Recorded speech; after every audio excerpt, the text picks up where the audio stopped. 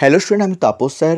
আজকে এই ভিডিওতে যাদের ফোর্থ সেমিস্টারে হিস্ট্রি অনার্স আছে, তো তোমাদের যে সেক B2 যে পেপারটি আছে, তো তারই লাস্ট 3টে ইয়ারের যে প্রশ্নপত্র তোমাদের সামনে আলোচনা করব। তাকে বলবো যারা এখনও চ্যানেলটিকে সাবস্ক্রাইব করনি তারা কিন্তু পারলে চ্যানেলটিকে সাবস্ক্রাইব করে রেখো এরকম ভিডিও সবার আগে পাওয়ার জন্য।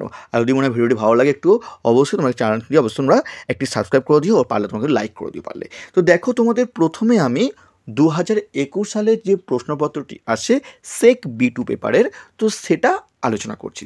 দেখো, প্রথমে দেখো, প্রাচীন অথবা মধ্যযুগে ভারতের কোনো একটি স্থাপত্য নিদর্শন কিংবা কোনো চারুশিল্প প্রদর্শনশালা যা তুমি পরিদর্শন করেছো বা অন্তর্জালে ভার্চুয়াল ভ্রমণ করেছো তার উপর একটি প্রতিবেদন লেখো, যেটা তোমাদের 50 মার্কসের প্রশ্ন।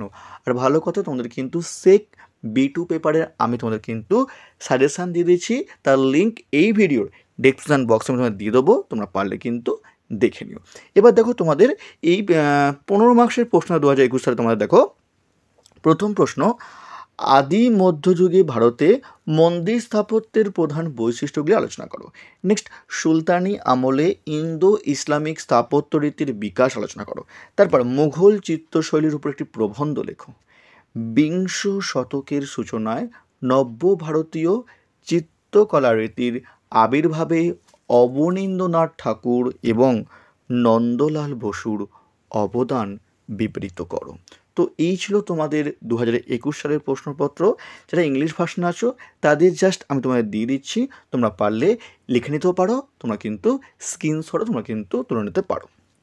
এবার দেখো, তোমাদের 2022 সালের প্রশ্নপত্র তোমাদের বলবো, এবছর তোমাদের কিন্তু 2022 সালের যে প্রশ্নপত্রটি সবথেকে বেশি ইম্পর্টেন্ট, ঠিক আছে? তো দেখো, তোমাদের প্রথম প্রশ্ন, প্রাচীন, মধ্যযুগ অথবা ঔপনিবেশিক ভারতের কোনো একটি স্থাপত্য নিদর্শন কিংবা কোনো চারুশিল্প প্রদর্শনশালা যা তুমি পরিদর্শন বা ভার্চুয়াল ভ্রমণ করেছো তার উপর একটি প্রতিবেদন লেখো। 50 মার্কসের প্রশ্ন। নেক্সট দেখো, তোমাদের 15 মার্কসের প্রশ্ন, তোমাদের গান্ধার শিল্পকলার সম্পর্কে সংক্ষেপে লেখো। তারপর 600 থেকে 1200 খ্রিস্টাব্দের মধ্যে দক্ষিণ ভারতের মন্দির স্থাপত্য শৈলীর প্রধান বৈশিষ্ট্যগুলো আলোচনা করো।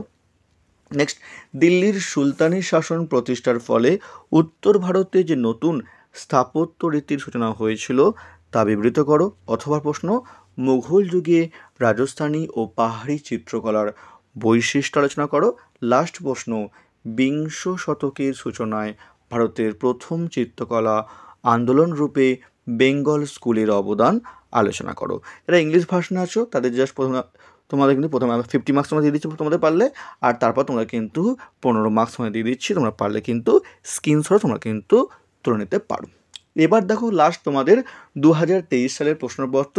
তাকে বলবো, যদি কেউ হিস্ট্রি অনার্স বা পাস অনলাইন বা অফলাইন ক্লাস করতে চাও তো ভিডিওর ডেসক্রিপশন বক্সে আমার ফোন নাম্বার দিয়ে দিচ্ছি, তোমরা পারলে কিন্তু জয় করতে পারো। আমি অফলাইনে শিয়ালদার যে সোমনাথ কলেজ এবং বেহালার সাইডে যে শোষণা কলেজ তার কাছেই পড়িয়ে থাকি। এমন তোমাদের কিন্তু অনলাইন ক্লাস তোমাদের ব্যবস্থা আছে, তোমরা চাইলে তোমরা কিন্তু অনলাইন ক্লাসও করতে পারো। এমনকি তোমাদের পাশের সাবজেক্টে পড়ানো হয়ে থাকে, বিভিন্ন স্যার এবং ম্যাডামরা আছে, যেখানে সোশিয়োলজি পেয়ে যাচ্ছে, তোমরা এডুকেশন পাচ্ছ, রাষ্ট্রবিজ্ঞান, হিস্ট্রি পাস তোমরা পেয়ে যাচ্ছ। চলো, তোমাদের যে 2023 সালে যে প্রশ্নপত্রগুলো আছে তো সেইটার আলোচনা করা যাক। দেখো, তোমাদের প্রথম প্রশ্ন, প্রাচীন, মধ্যযুগ অথবা ঔপনিবেশিক যুগের কোনো একটি স্থাপত্য নিদর্শন কিংবা কোনো চারুশিল্প প্রদর্শনশালা যা তুমি পরিদর্শন করেছো বা অন্তর্জালে ভার্চুয়াল ভ্রমণ করেছো তার উপর একটি প্রতিবেদন লেখো। নেক্সট দেখো, 15 মার্কসের প্রশ্ন, হরপ্পা সভ্যতার শিল্পকলা সম্পর্কে আলোচনা করো। নেক্সট, মধ্যযুগীয় ভারতে ইন্দো ইসলামিক স্থাপত্য শৈলীর বিবর্তন ও বিকাশের ইতিহাস আলোচনা করো। নেক্সট, মুঘল চিত্রশৈলীর উপর একটি প্রবন্ধ লেখো।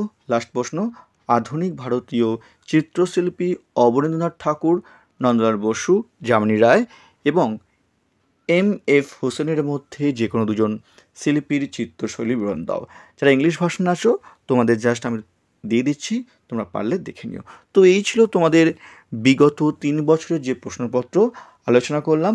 তো ভিডিওটি ভালো লাগলে অবশ্যই লাইক করো, আর যারা এখনও চ্যানেলটিকে সাবস্ক্রাইব করোনি তারা পারলে কিন্তু চ্যানেলটিকে সাবস্ক্রাইব করে রেখো এরকম ভিডিও সবার আগে পাওয়ার জন্য। তো আজকের মতো এইটুকুই।